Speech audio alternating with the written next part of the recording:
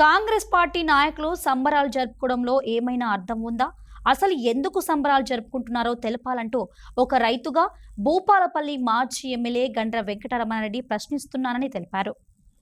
బుధవారం భూపాలపల్లి జిల్లా కేంద్రంలోని బీఆర్ఎస్ పార్టీ జిల్లా కార్యాలయంలో పార్టీ శ్రేణులతో కలిసి మాజీ ఎమ్మెల్యే గండ్ర వెంకటరమణారెడ్డి మీడియా సమావేశం నిర్వహించారు. ఈ సందర్భంగా ఆయన మాట్లాడారు. కాంగ్రెస్ పార్టీ నాయకులు సంబరాలు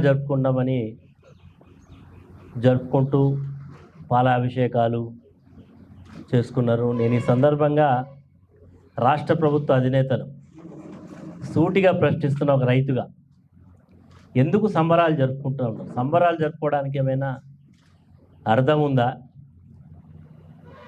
నువ్వు ముఖ్యమంత్రి కాక అంటే ఉన్నప్పుడు కాంగ్రెస్ పార్టీ వరంగల్ డిక్లరేషన్లో చెప్పినటువంటి అంశాలు ఏంది?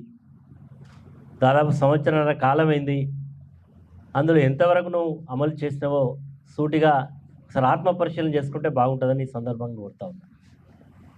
రైతు బంధు 15,000 రూపాయలు ఇస్తానని 12,000కు తగ్గించి మధ్యలో ఒక రైతు బంధుని ఎగ్గొట్టి మొన్న 4 ఎకరాల వరకు ఇచ్చి ఎన్నికలు రాబోతే ఇక తప్పనిసరి పరిస్థితి, కోర్టు ఇంటర్ఫేర్ జరుగుతుంది, ఇక తప్పనిసరి పరిస్థితులలో ఎన్నికలకు ఎదుర్కోవాలి కాబట్టి ఈరోజు రైతు బంధు ఇచ్చి సంబరాలు జరుపుకుంటా ఉన్నారు.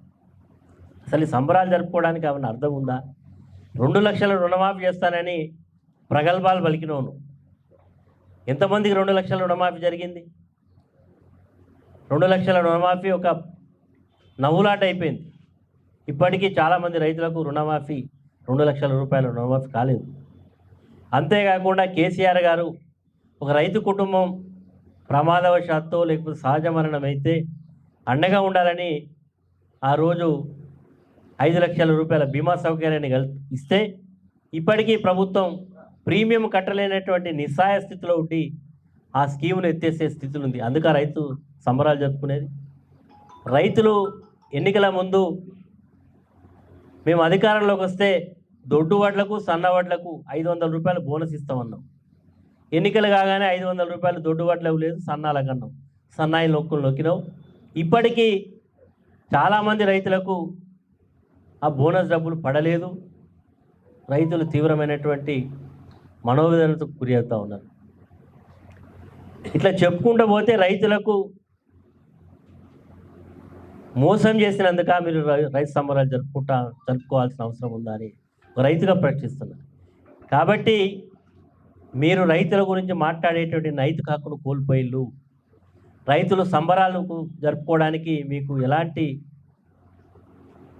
అవకాశం లేదు, అర్హత లేదు అనే విషయాన్ని గుర్తెరిగితే బాగుంటుందని ఈ సందర్భంగా కోరుతున్నాం.